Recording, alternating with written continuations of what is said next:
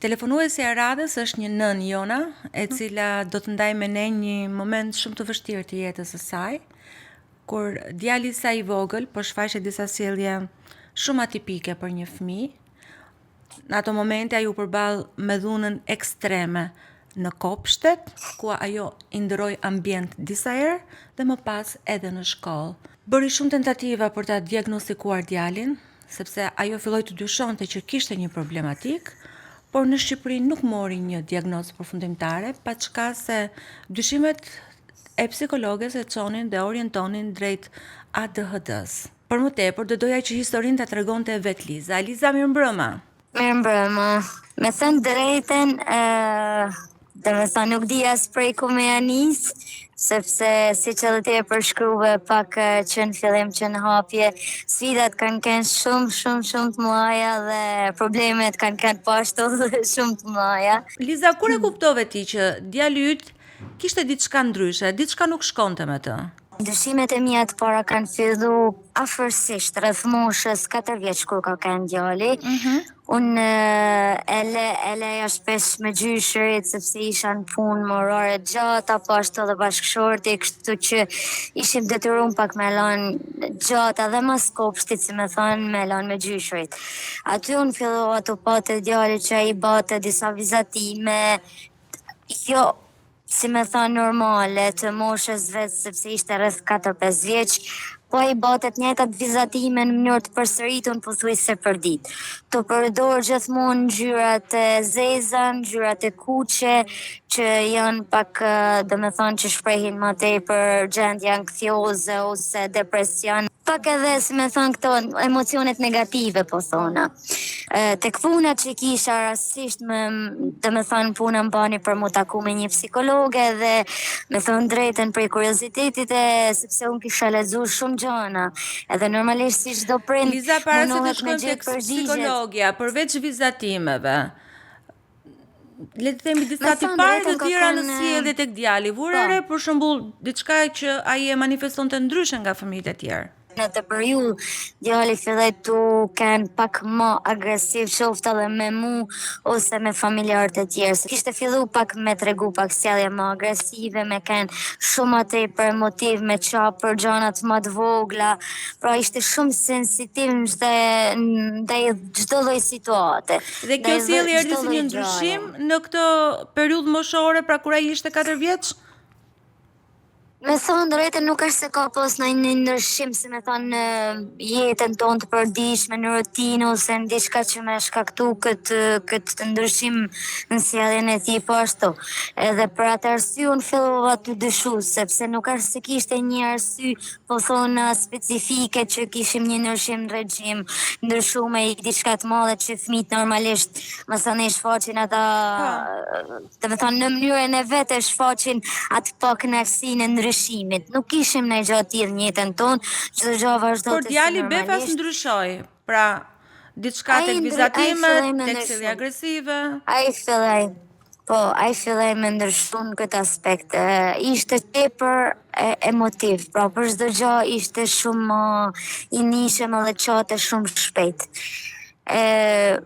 Momentin që thoshe me takoj me has një psikologe, unë thjesht e pyeta si çdo prind që mund ta pyesin ç'a mendon për këtë gjë.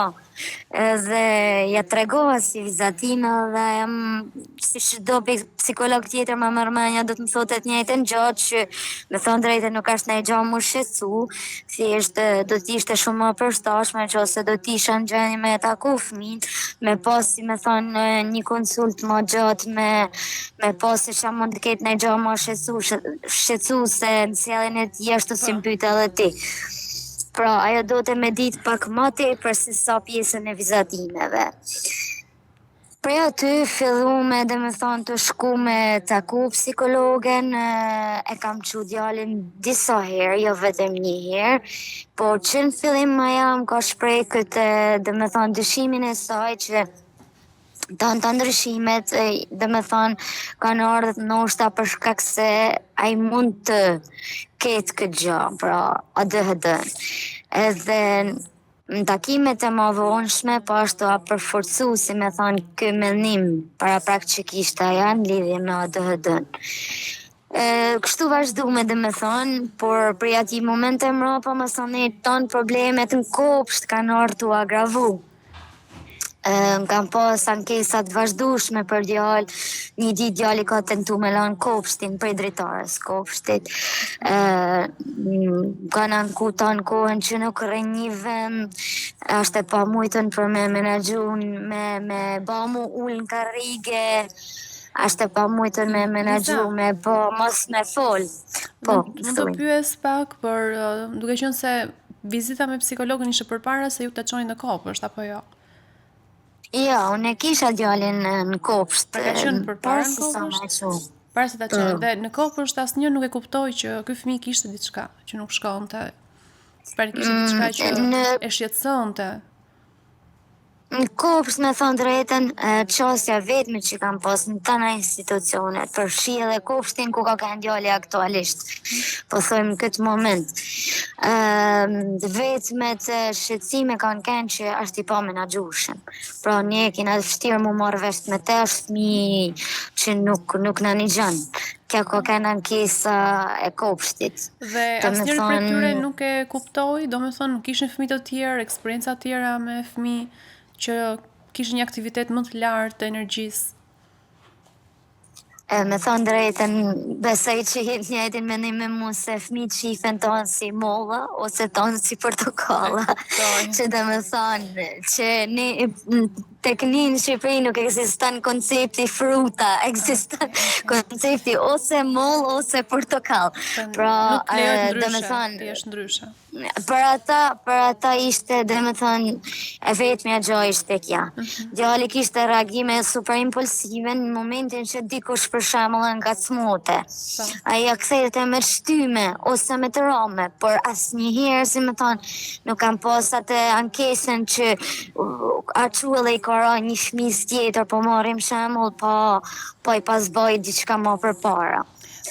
Mund të pyes si e Mas trajtonin fëmijën në kopësht, domethënë kur ai kishte këto momentet e veta për lëvizur, pa pushim, se nuk është ai vet, por është, e tham, shqetësimi që e bën, e detyron të lëvizë. Me thënë drejten kanë absolutisht staf pas një lloj njohurie dhe nuk mendoj që kanë absolutisht asnjë lloj informacionit në lidhje me problemet që mund të kenë fëmijët. Edhe ata, dhe me thonë, ishin pak a shumë tona edukatorët një moshë i fije të thyme. Keni ndonjë rast për Prej- shembull që e kanë trajtuar një formë ndoshta që ty të ka dhëmbur Po, më pas për të prindë? idealit, për idealit unë e kam, dhe me thonë, sa kam shkumber me marë, më ka thonë që e kishte njëna prej edukatorëve, e kishte tërhek nga krahu dhe ishte munu, si me thonë, me nxerë me zërë prej klasat dhe ja kishte shkapet krahun për derë, të e qunë bodrum në thojza. Po. Sepse kërcënimi që i bashin djalit të mi ishte që do të qojmë bodrum ku janë gogolat. E kuptoj. Për me të bë, Kjo është për me ne të terrorizim. urtë. Është terrorizimi i lartë i fëmijës, domethënë. Por si menaxhove pastaj këtë pjesë me stafin e shkollës? Me thonë drejten, prej aty e mrapa dhe me thonë të në gjanat kanë ordu përkishësu, sepse në momentin që mu djali më referoj për një sjellje tillë dhe me thonë të edukatorës në IT, unë ja pova normalisht edhe në krah që kishte disa shajë të nxirjes, edhe shkova me fol me ata më hunën, më kanë marrë në telefon, po përshim a ditë dhe me thonë që na ban halal dhe na fale, a din nuk besojmë se ka kanë fëmijë të shpikin gjana, am kupton. Po në që se si dhe me thonë nuk e kam qu djalin manat kopsh, qysh mas këti tregim që më ka thonë në shpi. Po denoncim për kopshtin, bëre Liza? Nuk bëna denoncim për Sa? kopshtin, me thonë Ti drejten. dhe që djali kishte shenjallone në trup. Me thonë drejten, ajo që më shqetësote mu si ishte dhe me thonë me zgjedh problemin që kisha me djalin. Edhe unë absolutisht në asnjë rast nuk jam nis me mendimin që mu marr me edukatorët, sepse ata e kishin krejt thjesht dhe me thonë për gënjeshtru rastin edhe me thonë jo se fëmijët rrejnë, jo se fëmijët shpikin histori. E kuptoj. Edhe kuptoj. pastaj si ishte ecuria në kopshtin e ri? Si u gjen djali aty? Me thënë drejtën, qysh ditën e parë që e kam qu në kopsht, djalin kam shku në bashkë me bashortin me djala dhe e qu me direkt e në klasë, kishim qef për me kena dhe në prezent që i mundi pak ma i sigurt. Bashorti me qeshën për i thoshte që asaj edukatore, se djali ull një kënd që kishin disa lojra që janë kështu modeling games, që janë kështu me mundtim tip Legosh. Dhe i thot burri me qeshën edukatorës që po i dhe këta lojna dhe më thonë i ripa kasavet, ripa marak se a i ka shumë qef lojnat që janë me puzzle, me mundtime, me kështu. Edhe edukatorja nena po shumë keq, sepse me që kam kuptu na ja mund të kenë lidhë këtë gja ma vonë, masa nena ka përmend, që mund të kenë lidhë këtë gja me faktin që për shemë fëmijët autik kanë një sistem të tyne që shpeshherë ata pëlqejnë këtë dhej lojet, sepse i pëlqejnë gjanat e përsërituna.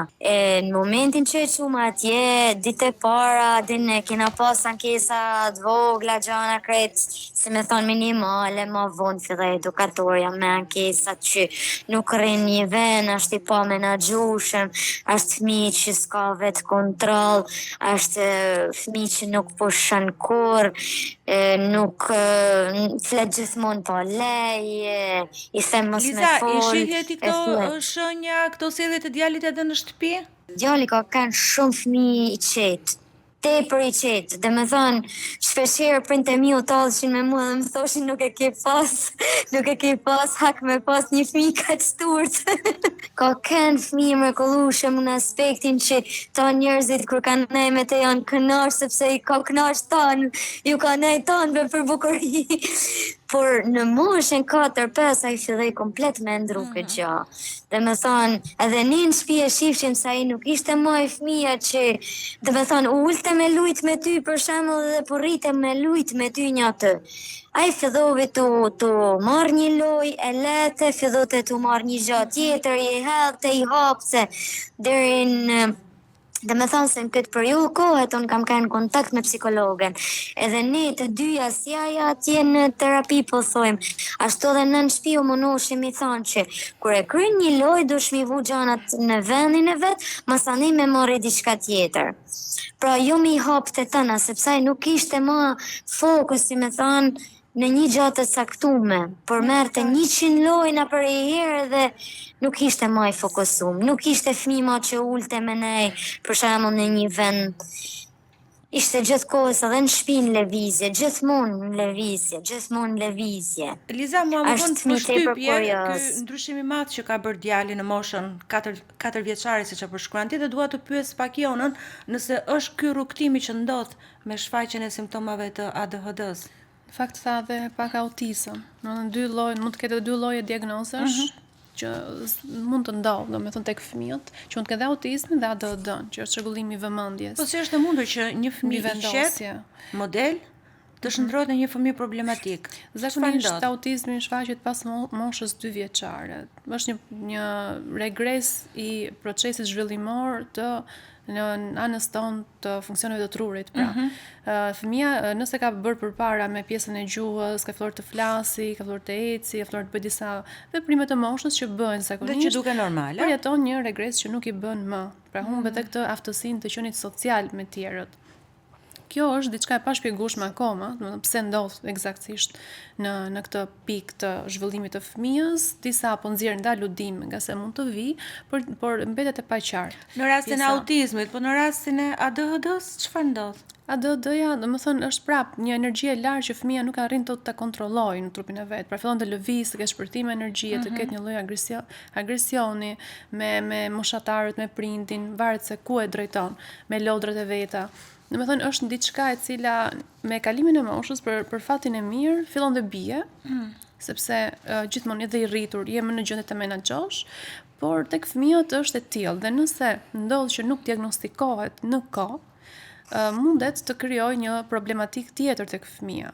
Një lloj tjetër trauma mund të themi, sepse ndonjëherë siç e shpjegoi edhe vetë Liza, Tha që fëmijën e çonin në bodrum, do të çojë te gogoli, pra do të çojë atje. Dhe fëmia zhvillon një lloj frike që mund të mos kaloj kurrë nëse nuk trajtohet. Dhe kjo e gjitha vjen sepse nuk është diagnostikuar që fëmia ka ADHD dhe institucioni të rast kopshti nuk di si ta menaxhoj me stafin. Pra nuk e trajton si një fëmijë me nevoja specifike. Po, mendon siç tha edhe Lisa, ose moll ose portokalle të gjithë fëmijët, pra nuk ka mix aty dhe institucioni edukohet në një mënyrë të trajtoj të gjithë njësoj. Dhe pse fëmijët edhe sikur mos kenë problematika të veçanta janë të ndryshëm dhe ne duhet përshtatemi me fëmijën, jo fëmia me institucionin dhe prandaj e hasim këtë problematik. Ka ndodhur absolutisht ndryshime, sot stafet janë më të përgatitura për ta trajtuar, domethënë një rast që vjen, sepse kanë dhe mësues special aty, por në këtë rast më vjen mirë që Liza ka marrë situatën në kontroll dhe ka transferuar direkt fëmijën në një kopsht tjetër. Pra që prindin që ka bërë ndryshimin pozitiv. Liza, dhe në fakt ja vlejti ky ndryshim që ti bëre për djalin, pra pati sukses në mbarvajtjen e tij? Me thënë drejtën mund ta konsideroj se turning point për keq ka ndryshimi i kopshtit, pavarësisht se ka një domosdoshëm situatën që është shpjegova. Edhe kopshti dytë bëri një pikë kthese negative në zhvillimin e djalit. Po. Në momentin që një ndryshume djalit kopshtin, djali filloi edhe më keq të kanë me sjelljet e tia, qoftë me ne, qoftë në shtëpi, qoftë me gjyshrit, qoftë edhe në kopsht. Dhe me thënë, ky ndryshim që bëm ne shumë shpejt, mendoj që nuk ka qenë absolutisht i përshtatshëm për këtë lloj fëmijësh, sepse në momentin që ti u ndryshon rutinën e përditshme këtyre lloj fëmijëve, është domethënë njësoj si më shem botën dhe më ndërtu edhe një herë nga fillimi. Edhe kështu, domethënë vazhduam me ankesa të përditshme, deri kur patme një takim me drejtoreshën e institucionit. Dhe ajo po na thotë që djali juaj është i përshtatshëm për me regjistru në një regjim ushtarak, sepse është si një makinë Ferrari, që është një makinë super e fuqishme, është tepër inteligjent, por nëse ti nuk di ta ngasësh të makina, thoshte ajo, do me thonë ke rrezik të madh për jetën tënde. Edhe ajo kishte plotësisht drejt, ajo ishte një mërgesh italiane, nështë nuk ka ditë mënyrën e duhun për me shpjegu atë që ka dash me thonë, por mënyra se si e shpjegoj figurativisht dhe me thonë ishte super e saktë, sepse këta fjali kam një shumë disa herë të përsërituna. Për atë u detyrume me hek, sepse na kërkunin për me hek djalin. Edhe kështu që unë detyrova prap me janis prej zero, unë e çova në një kopsht tjetër privat. Atje janë se janë mënyrën më shkëlqyeshme me djalin tim, pavarësisht se ndoshta prap ka gjetë ata edukatorët babaxhane që nuk ishin ndoshta dhe njohuritë e duhura për këtë lloj problematikash, por kanë një staf super i përkushtuar i mrekullueshëm me djalin tim. Djali filloi prap me u qil pak ma tepër, filloi pak me nërshu për mirë, flita ja drejtoresha kopshtit me të si me pas një shok të rritun edhe kena tentu një rallë për me ba një farë dënimit në thojza, sepse nuk po në gjote në kopsht, edhe unë i dhash lejen kopshtit, si me thonë, për mos me leju me hyp në transport, sa i kishte shumë qef me kanë në transport me fëmijët e tjerë. Edhe a ditë djali më kanë marrë urgjent telefon, djali jam kishte gërdisht vedin në forme në matë të tmeshme, të mundshme në fytyrë, ishte ba komplet me viza krejt me gjak, e kishte ba fytyrën komplet gjak. Kur kena shkuën me burë, kena pa djalin në gjenje, me thonë drejtën, adin, aja drejtoresha ka kanë komplet e shokume. Edhe ata kishin të regjistru djalin tem të e pyet, po pse e bane këtë gjë? Si me thonë, po e pyetsin pse ki ba këtë gjë, sepse normalisht edhe ata kanë një frigën se kanë menu se mund t'i fajsoj. Edhe djali thotë sepse kam kanë shumë angry, kam kanë shumë nervoz që jo nuk më keni leju me hyp në transport me fëmijët e tjerë. Pra, ai filloi të mu vetë lëndu, filloi të hub komplet atë vetë, si me thonë, vetë besimin, filloi të pas një imazh shumë të keq për vedin e vetë. filloi të thonë të në kohën që unë jam djali i keq, unë jam njeri i keq, sepse mu gjyshi më thot je djali i keq, në kopsh më thoi një djali i keq, të lojnat më thoi një djali i keq, tonë më thojnë që je djali i keq, kështu që unë jam për imen njeri i keq. Elisa, përmend pak gjyshin, që pjesë e njerëzve që gjykonte dhe nuk kuptonte djalin tënd, me sa duket ka qenë edhe një familjar. Në përgjithësi nga familjarët, nga bashorti, je kuptuar, je mbështetur për këtë situatë që ke pasur? Me thonë drejten nuk e kam pas mirë kuptimin as kërkuj, dhe me thonë. Sepse për gjyshërit është pak shumë problem për me kuptu këta gjana që nolin sot edhe që ne sot i njohim sepse lexojmë. Po. Kena informacionin, kena çdo gjë. Ndërsa për dhe me thonë moshën e thyma është shumë problem. Mendoj që pak edhe kjo ka niku në aspektin që ai kontakti i përditshëm me këta fjalë edhe ton kohën të u drejtu që djali keq për çdo gjë që mund ta bëte gabim. Pa, ai ju dukte dhe me thonë kishte kalun atë e shifte vedin pas qyr, po thonë me ata ngjyra që ai vi bëte ata vizatima, ai shikote vedin e vetë në atë formë. Pra, ai filloi të menu që unë jam njeri i keq, jam njeri i thik, përderisa njerëzit më thojnë mu kështu më ka kriju Zoti, unë nuk di qa me ba, nuk mune me ba ndryshe, nuk di si mu sjell ndryshe. Eliza, po ti si ndihesh? Si ndihesh në atë kohë? Me thonë drejten, nuk e di, dhe me thonë momentin që djali ka fillu të u vetë lëndu, ka kënë besaj një nër momentet më të vështira që kam kalu deri më sot. Sepse nuk ishte vetëm të vetë lëndimi edhe mosha që ai po abate këtë gjë ishte jashtëzakonisht shumë moshe e hershme, nuk ishte adoleshent. Që adin në adoleshencë njerëzit kalojnë në shumë procese ndryshimesh edhe mund nollin këta gjana janë të njohuna botërisht, por në moshën 5 vjeçur nuk isha rastis ndonjëherë me një shembull të tillë. Më ka qëllu edhe mu vetë me pa të raftit me kry, po ashtu më thote që do të me bë presion për shembull në raste caktuar kur unë i thosha shkan dhomë që të sojo më sa ne do flasim bashk, zote po sikur t'hidhem nga balkoni, nga drejtarja. Që dhe me thanë ti, zote djali. Hallëm prej balkonit. Këta kanë kanë momentet më të vështira që i përjetimit. kanë kanë momentet më të vështira absolutisht. Nuk kam dita si me reagu. Përishtu doja të thoja, në çfarë ndodhi, në fëmijën si e ndihmove për të kaluar ose si e kaloi fëmija këtë gjë? Me thonë drejtën momentin e parë që mi ka thonë djali këta fjalë, kam kanë super shokume dhe kam fillu me qanë një mënyrë, nuk e di, kam qanë sytatinën me Denis, ka kanë shok momental, unë nuk kam ditë asë si me menaxhu situatën, me thonë drejtën. Më vonë, më sa ne kur e kam diskutu me psikologen, aja më ka kërku që në mënyrë absolute, gjithmonë me rojtë qetësinë edhe në këta raste mos me reagu, ashtu si që reagova, dhe me thonë me përjetu shumë keq, edhe me elon edhe ati me kuptu që unë jam të e përjetu këtë gjë shumë keq. Aja me sugjeroj që unë me pas shumë atë për vetë kontrol, me elon me shprej atë që dënë me thonë, edhe me mu munu mos mi dhonë rëndësi shumë asaj që atë thonë. Ashtë një të mërë. Sa ne nuk na duhet me shku. Si periudhë kjo e vetë lëndimit të fëmijës.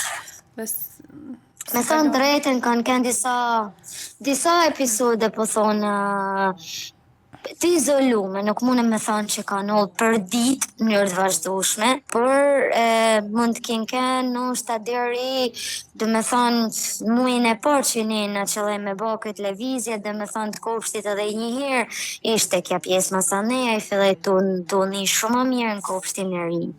Pavarësisht se nuk ishte periudhë shumë e gjatë që nejti, sepse ai do të kalote në klasën e parë mrapa.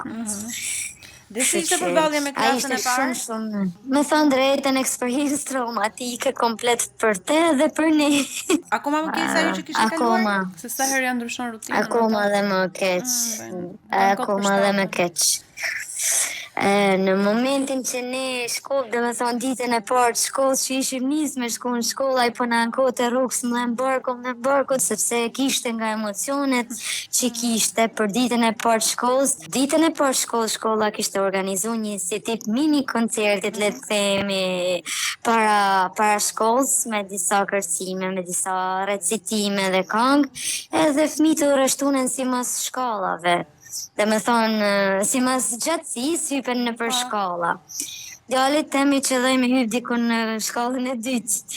E gjatë kësaj, dhe me thonë, shfaqje, një ishim tonë prind për bol, ishte një kalablëkit mërshëm, edhe një po i rrishim për bol, po munoshim i ba me dorë, me adin për me i bosha zemra. Një moment vetëm e kam këthy kryte burri, fësh kur kam një ullërimat e njerëzve, kam pak puste djalit e më tokë. Kam pa shumë njerëz të mbledhur aty, kam shku vrap, kam pa djalin tim qam gush, i ka ra të fikte dhe arzu ka ra direkt me gush në tokë. Na kanë çu fill direkt në spital, i kanë bë çepjen e gushës. E ka vizitu doktori, më ka thonë absolutisht nuk shohim asnjë gjë që nuk kanë rregull. Mendojmë që është emocionale. Dhe me thonë, kjo ishte aja mënyra se si e fillu me një Dita e parë e shkollën. shkollës, në mënyrën më të keqe të mundshme që askush nga ju nuk ka një Që kujtim është të shumë bukur nga emocional. e ditë. Fëmija, shumë i ndjeshëm. Shumë i ndjeshëm dhe shumë i zgjuar, thot Liza. Ka një ndjeshmëri mbi normale dhe një zgjuarsi mbi normale. Nuk kisha shumë qef kur më thoshin që është shumë inteligent, sepse mendosha se ma thojnë për më bë qefin. Por qysh se kam qu te psikologja e më ka thonë që për të është e pamujtën për me në një vend, është e pamujtën mu fokusu se që banë në kopsht, sepse zhvillimi ti është mi atë që a i banë në kopsht. Edhe inteligenca ti kalan për te asaj që a i me në kopsht, sepse realisht djali jem dite me ta na shkronjat i dite, ta na me i shkru dite, ta na me i ledzu, qysh kur ishte në kopsht, dite me mlav, me zbrit, qysh kur ishte në kopsht. Shkojmë pak te peruda e shkollës, si vjoj e cilja Kjo gjë vazhdoj. Kjo gjë vazhdoj prapë edhe në shkollë, qysh një javën e parë dhe me thonë kam pas telefonata direkt për drejtoreshës shkollës, që jena të pas shumë problem për me menaxhu me ne në klasë, nuk rrinë bank, ashtë fëmijë shumë i levizshëm, ja prek gjanat fëmijëve, si me thani ngacmon, ja merr i laps, ja jep ma vonë, sepse fëmija normal, ja ki marrë një gjafë edhe në qanë, e duja është e jemje, por i ngacmon të fëmijët, filloj me këtë pjesën e ngacmimeve shumë shpesh. Mësusja i bite krejs gjithë kohës ose ja shgull të flok shohanësh, sa herë që i flisë se po leje ose që merte mu që prej bankës. Dhe djali filloj të më tregu këta gjana. Pra erdhi ky moment që djali po dhunohej në shkollë. Një ditë djali me ardhi, tha që mam tha drejtoresha shkollës më ka lidhë në karrige me rryp, më tha. Me rrypin e pantalonave. Kam kënë super shokume. Me thonë drejten. Drejtoresha e shkollës? Psikologen. Po. Drejtoresha e shkollës private, sepse unë kisha djalin në shkollë private. Taja kishte ullë në karrige në drejtori, sepse kishte marrë në drejtori, edhe kishte lidhë për karriges me rrypin e pantalonave. Edhe kishte thonë që kështu ka me të lidhë për ditë, sepse ti nuk zënve, nuk rrinë kur në bankë. Kështu që unë a ditë kam folë me psikologen në telefon, ja kam shpjegu kështu, ka thonë kja gjatë shumë e male, edhe më ka thonë që dhe me thonë, unë të sugjeroj që ti dush me marrë të shma situatën në kontrol, sepse kështu nuk vazhdojët ma. Kur përbalen me drejtoreshën e shkollës, mohoj apo e pranoj faktin? Aja e pranoj faktin, atë ditë që jam përballën me të, ma ka pranu direkt që po, sepse ti se din se si dhe taj në shkollë, nuk e din ti se qa banaj në shkollë, është i pa me në gjushëm, në nuk i në gjenje me mojt në kontrol. I thash shumë, jenë shumë keq që thash, po kja ko kalu çdo dhe limitit, ti nuk mundesh me ma kërcnu mu fëmin të ma lidhën karrige. Liza, mund të Po. pyes sepse zakonisht tashmë, paktën në këto vitet e fundit, janë vendosur mësues special, pra mësues që merren drejt për drejt me fëmijët që nuk mund të menaxhohen kollaj nga pjesa e stafit mësimor, mësuese. Kishte Po, me marti një mësus nims, si dush me pas një diagnozë. Edhe unë nuk kam pas absolutisht asnjë lloj diagnoze për djalin, sepse unë në momentet që kam folur me psikologën që e kam çu djalin, më ka thënë që ai shfaq disa simptoma të ADHD-s, po unë nuk them që, domethënë nga 5 simptoma që duhet me kanë konstante, po marrim shembull për 6 muaj, nuk mune me thënë që fëmija jatë ka ADHD sepse një do na me avu një diagnozë, do na me avu një etiketim. Plus që psikolog nuk e kanë atë drejt me diagnostiku, vetëm psikiatri shtetëror dhe me thënë që unë e kam që më vonë. Po. Djalin kanë të drejt me ba një diagnozë, po të unik për një fat kohort caktum, jo me një herë. Po patjetër, se dhe procesi i vlerësimit nuk është direkt. Po. Kështu që mas asaj, dhe me thonë, ati ballafaqim që unë pata me shkollën, kam shku direkt në ZVA, për me fol për transferimin e djalit një shkollë tjetër. Qysh se shku me një në ZVA, direkt se kontaktunin shkollën që e kisha djalin, shkollën private jam unën, komplet qakanull, dhe më vonë kam shku dhe njëherë, jam ballafaqu me ta, ju kam thënë që ju vinë tërë, se jeni të mëzerë në coke për zëvës, jeni të mëzerë si një prind që shkan atje dhe shpik histori, për me transferu fëmin për një shkollë private që unë paguj lek për me pru në shkollë në një shkollë shtetërore, që e kam falas. Nese, kjo gjo kalaj, ditën e parë që kam shku të shkolla re, a supozu që zëvaja mi pavundi e një shkollën që ato arë një nëzanë si ri. Po. Për këtë specifik, zëvaja absolutisht nuk kanë dhënë asnjë komunikim me shkollën e re. Ne kur kena shku atje, jena ballafaqu me një situatë që është jashtë çdo lloj normalitetit mundshëm. Domethënë nuk e di se si munden me funksionu njerëz tillë.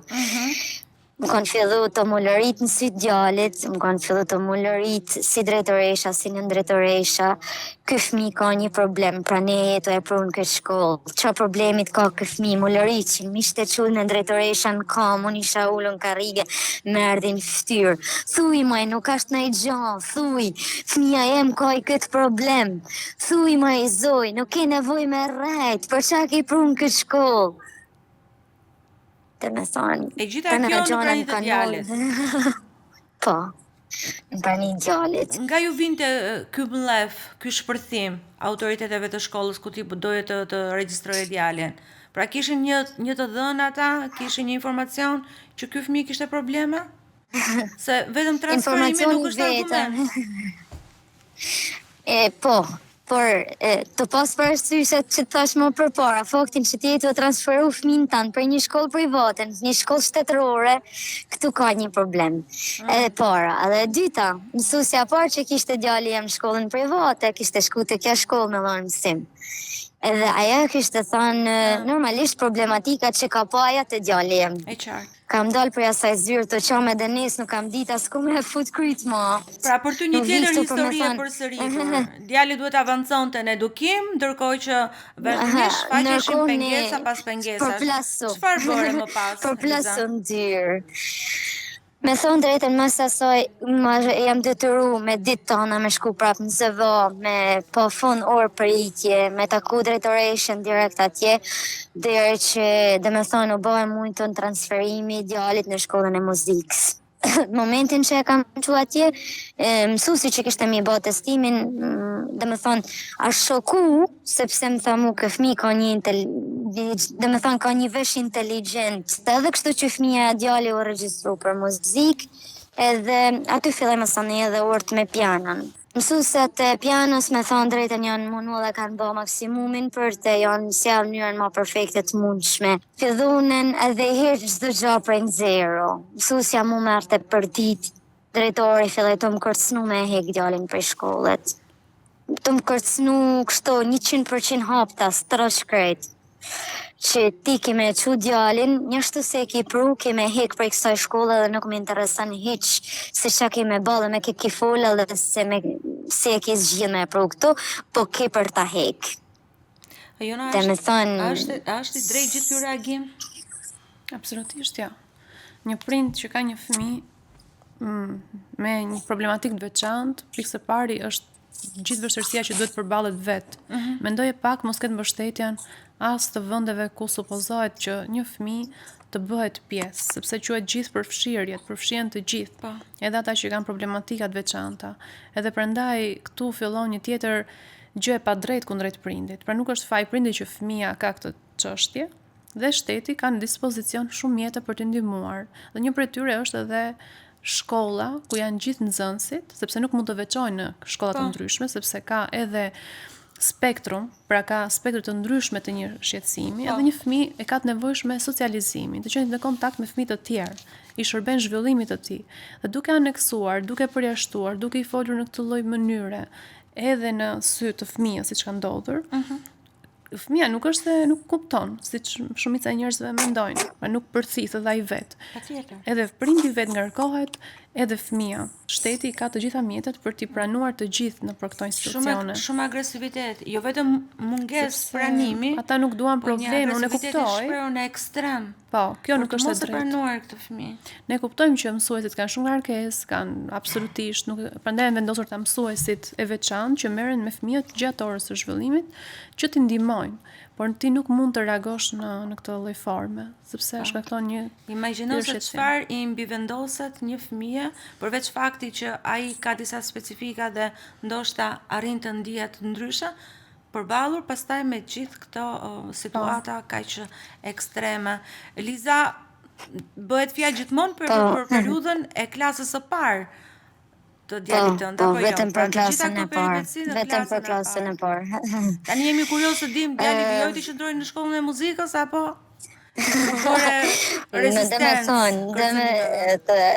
ishte vetmja mënyrë që kisha për me myll atë vit shkollor aty, dhe me thonë nuk ishte më jashtë çdo lloj logjike që unë me transferu djalin edhe një herë dhe ja kam bë qartë qysh fillim që unë djalin nuk e transferoj. Më kanë bë kërcënime të vazhdueshme. Mësuesja klasës kishte organizuar një mbledhje me prind, komplet në komplot në imejet. Kishte organizu mbledhjen me prind, shkova normalisht si tonë, prind të tjerë që erdhen pjesë në mbledhje, tonë prind më kanë kërku me hek djalin, ose na do të hekim tonë fëmijët prej klasës. Si e ndjerë ti në ato momente? Çdo çka kanë. Ti si nën, si e ndjerë? Me thonë drejten, ai ka kanë momenti që unë e kam një vedin më ngusht se kur njetën teme. Dhe me thonë, unë isha në bankën e fundit edhe tonë prind i kisha për balë, mishin kësi tonë drejt mjetë edhe më thoshin që ti dush me hekat fëmijë për kësaj shkollet. Pra për këtë i shërben edukimi që edhe bëhet zakonisht nga stafe të ndryshme, nga psikologët, nga gjithë person që kanë kontakt me Psikologët e fëmijët. shkollave, më vjen keq me të thonë, po psikologët e shkollave thjesht marrin rrogën. Shkolla muzikës kishte një psikologe, unë jam munu shpesh herë me kontaktu edhe për me lanë takim me te, më thotë është një fëmijë mrekullueshëm, më i ankohet mësuesja se ka shumë fëmijë në klasë, po kjo është një fëmijë jashtëzakonshëm. Unë e kam thirrë 2-3 herë në zyrë, më ka folë, si me kanë të folë me 20 vjeç, pra ishte një paftërsim të dyja palët.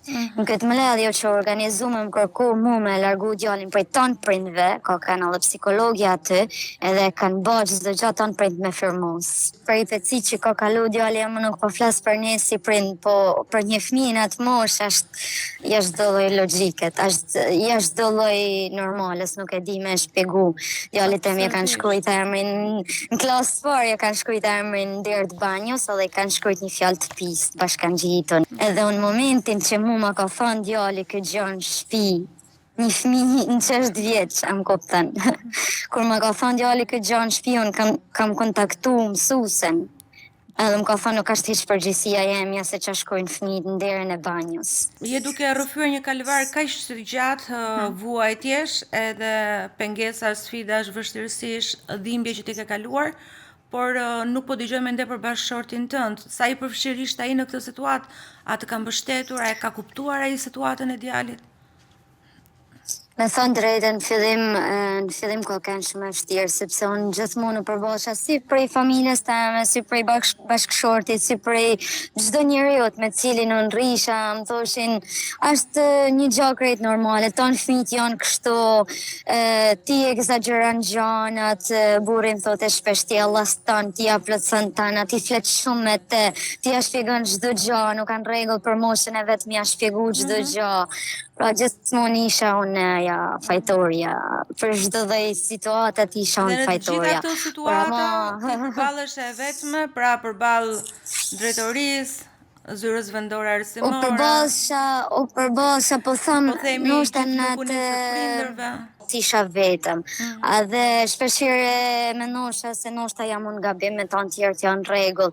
Ama për sa i takon tana gjonave, domethënë që unë kam pas me çu djalin te psikologja, për shembull 2 herë në javë ose 1 herë në javë, burri im ka kanë gjithmonë tu kanë mastinën.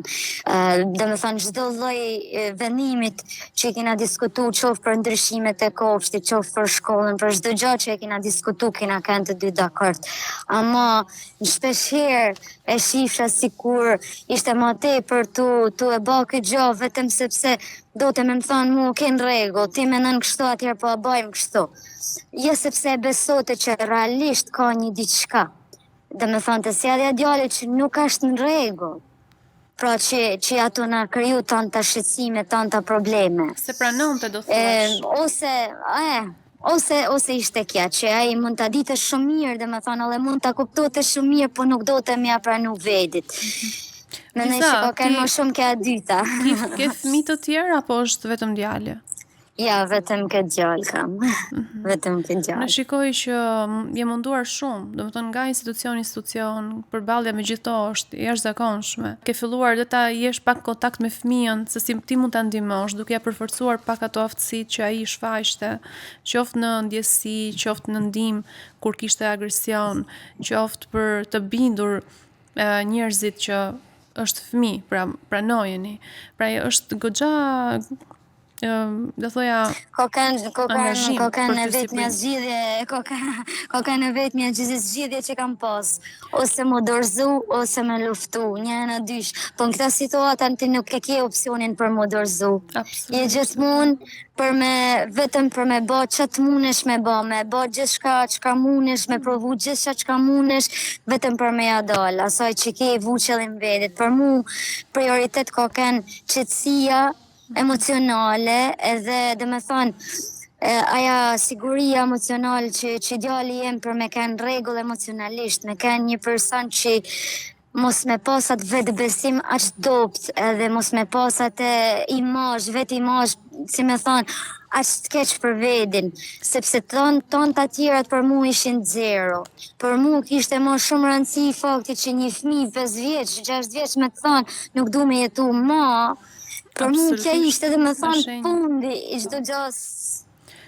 Fëmija ka përjetuar stres të lartë, për derisa e ka arritur deri në këtë tregim të kësaj ndjenje kështu. Duke që ka pasur edhe një zhvillim të inteligjencës, se ka qenë gjithmonë i aftë për t'i përtithur dhe për t'i transmetuar situatat tek nëna, sepse më bëri përshtypje edhe ai mbi shkrimin në derën e banjës së shkollës, pra ai e ka perceptuar fjalën edhe gestin që shokët i kanë bërë ndaj tij. Kjo tregon që ai ka pasur inteligjencë normale, ndoshta edhe më të lartë se normale, siç e referon Lisa. Shiko, fëmijët nëse ka vetëm ADHD-n, pra që ne po aludojmë sepse akoma nuk ka një diagnozë të saktë, nuk është se kanë probleme me inteligjencën, thjesht kanë një energji shumë të lartë, ata nuk arrin të përqendrohen, ndryshë nga një fëmijë tjetër që ulet, të dëgjon, e përpunon informacionin, ata kapin atë që munden nga mjedisi, por përpunimi i disa detajeve mund të jetë më i lartë se sa disa të tjerave. Për këtë arsye ai ka bërë objekt veten e vet, objekt lëndimi, sepse ka kuptuar që gjithë rreth rrotull e fajsojnë atë se si është, edhe ai ka thënë, "Ok, unë e pranoj që unë që kam problemi", edhe reflekton. Mendoj pak çfarë vuajtje mund të ketë ky fëmijë që nuk arrin dot të flasë dhe nuk arrin dot të kuptohet, aq i vogël sa është. Vërtet. Me që përmendi diagnozën, jona deri në këtë pikë të rrëfimit të historisë, ne nuk e kemi një diagnozë, por më pas djalit të Lizës i është vendosur diagnoza, sepse Liza dhe bashkëshortit e saj guxuan, sepse nuk po gjenin më mundësi për ta, le të themi, rehabilituar djalin në asnjë institucion arsimor në vend dhe emigruan jashtë, Po. aty ku Liza ju patët të tjera sfida, por më në fund djali pati një diagnozë, apo jo? Po, me thonë drejtën, në momentin që jena largu, normalisht ka kanë shumë i vështirë, sepse thash, për këta fëmija shumë problem ndryshimi, nuk kam gjetë as një lloj rrugë tjetër, nuk kam gjetë as një lloj mënyre tjetër, sepse unë fillova të çu djalin edhe në psikiatër për me bë një diagnostikim që ati mi ofru një mësuese nimse, prap kisha, dhe me thonë, kategorikisht refuzimin e shkollës për me i dhënë djalit një mësuese nimse. Ata nuk e pranoshin asnjë lloj momenti që unë me bë, si me thon, dokumentat për me bë diagnostikimin e çdo gjë, që ata me mi dhënë mua një mësuese nimse. Dhe po bëhet fjalë për këto vitet e fundit, pra nuk po flasim për vite 2000 që akoma nuk sepse Liza ka pak më shumë se një vit që ka emigruar. Pra të gjitha këto ngjarje janë zhvilluar. Në fund 2023-shin, 2024-shin, tana këta gjana kanë në. Edhe kështu që unë nuk kisha mos edhe zgjidhjet, nuk kisha mos edhe rrugët. Detyrua të emigronit për gjetur një mundësi më të mirë për djalin, për ta trajtuar, për të marrë shkollimin e dur, pas çka se ti dhe bashkëshorti gëzonit një status të mirë, punëra shumë të mira këtu në Shqipëri. Për mbledhasi të lutem Liza na tregon se si vijoi pasaj ecuria e djalit, si u gjendet atje dhe si është djali sot në vendin ku keni emigruar.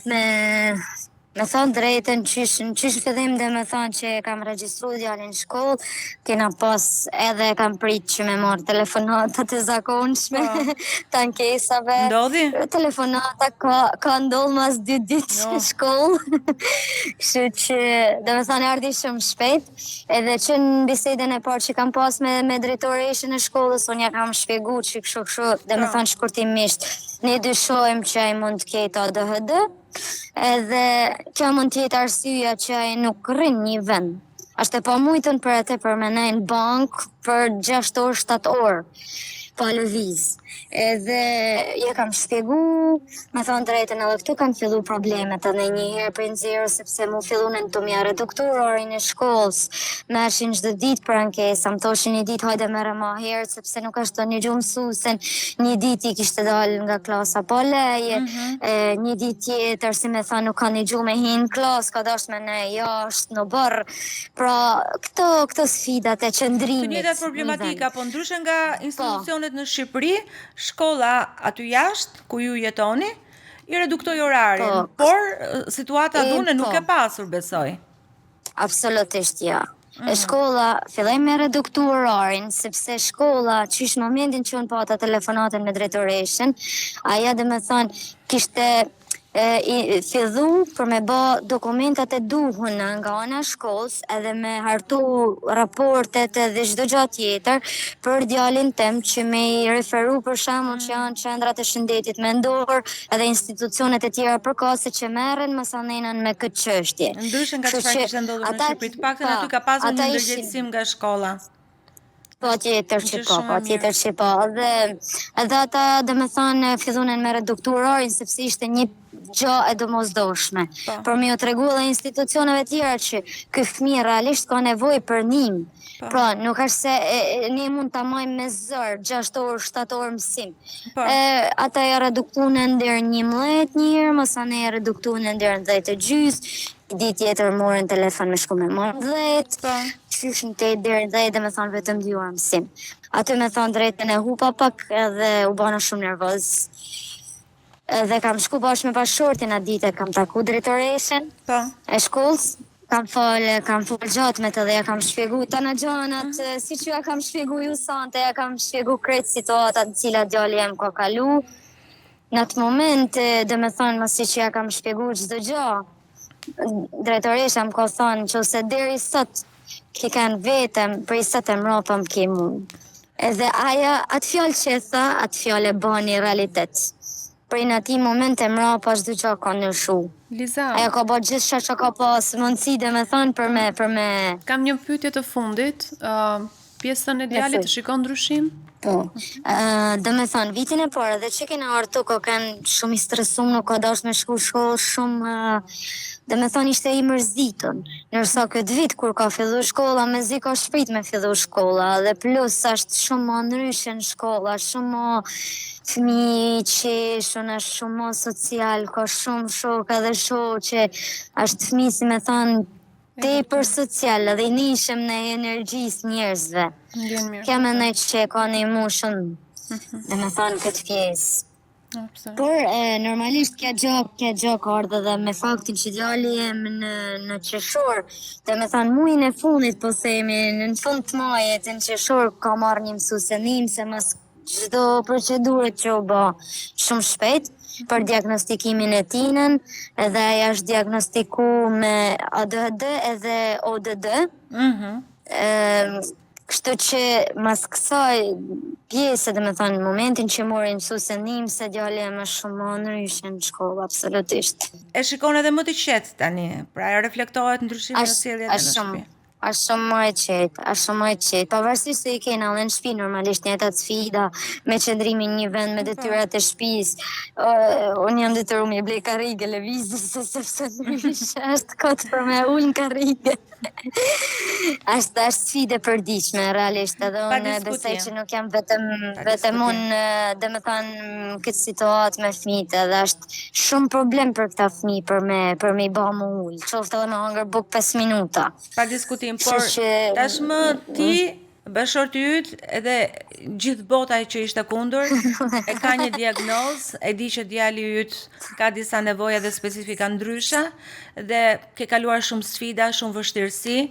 Jam e sigur që të tjera sfida keni kaluar dhe do kaloni edhe aty ku ju keni zgjedhur të jetoni. Jam e sigur që doja dilni së bashku me bashortin, me gjitha aftësimet profesionale që ju keni pasur, por më besoj që ja ka vlejtur, sepse sot djali juaj ka shënuar një pikë shumë të rëndësishme në zhvillimin e tij. Nuk ka gëzim më të madh për mua, dhe realisht po ta them prej shpirtit, momentin që unë kam marrë, domethënë raportin e psikologes, që djali jam është diagnostiku me ADHD dhe ODD, unë nuk e di, kam qo për gëzimit, edhe i mishte ba me dal me atë zarfin e me vërtit me disë rrugës, nuk jam e qmenën. Ta sfida nuk janë vetëm për mu, nuk mune me imaginu që në me fëmijë autik, me thonë drejtën e shpirtit, edhe nuk duhe as me imaginu që në me fëmijët me sindromin Down, ose me fëmijët autik, ose me fëmijët që kanë edhe çrregullime tjera që janë shumë më të rëna se sa ADHD. Po, me thonë drejtën, jena shumë ropa si vend. Nuk është se sugjeroj tonë prindve mu largu, po... Për te i dhimbjes tënde personale, do të ndihmoj shumë edhe për të pasqyruar një realitet që jo të gjithë e shohin, dhe janë sfidat e qindra dhe mira prindërve, të cilët përballen çdo ditë me të njëjtat vështirësi, dhunë psikologjike, dhunë fizike, dhe deri në pamundësi për të realizuar edhe, le të themi, të drejtat më themelore, siç është edukimi e të tjera. Kështu që ne të falenderojmë shumë për këtë rrëfim, edhe përmes edhe shumë mësime njëkohësisht. Të uroj më të mirat për ty, për djalin, edhe për familjen tënde. Edhe ju gjithashtu. Gjithë mirë. Mirëpafshim. Jona, një tjetër histori që menduam ta sillim pak më lehtë dhe më zbutur. Ja, unë dija që nuk do ishte lehtë, por me shumë ngarkesa. Është sfida e jashtëzakonshme. Por unë do thoja si shtesë që prindit mund të ngjohen sidomos në periferinë, në qytetet jo si Tirana, se Tirana janë vendosur jam më të kontrolluar, mbase nga se kuptova, zonja nuk ishte në Tiranë. Jo, jeton në një qytet. Në qytet tjetër. Për këtë arsye nuk duhet heqin dorë të kërkojnë ndihmë sepse ka. Pra edhe në vende të tjera, nëse dikush nuk e jep diagnozën siç ka ndodhur me Lizën, nuk do thotë që një profesionist tjetër nuk e vlerëson në mënyrë më të ndjeshme. Vetëm për të mos humbur shpresën, sepse ja çfarë ndodh, pra çfarë kalvari duhet kaloj familja dhe fëmia për të arritur në marrjen e ndihmës që fëmia meriton. Dhe imagjinoj që Lisa e ka kaluar gjithë të kalvar e vetme, e pa kuptuar.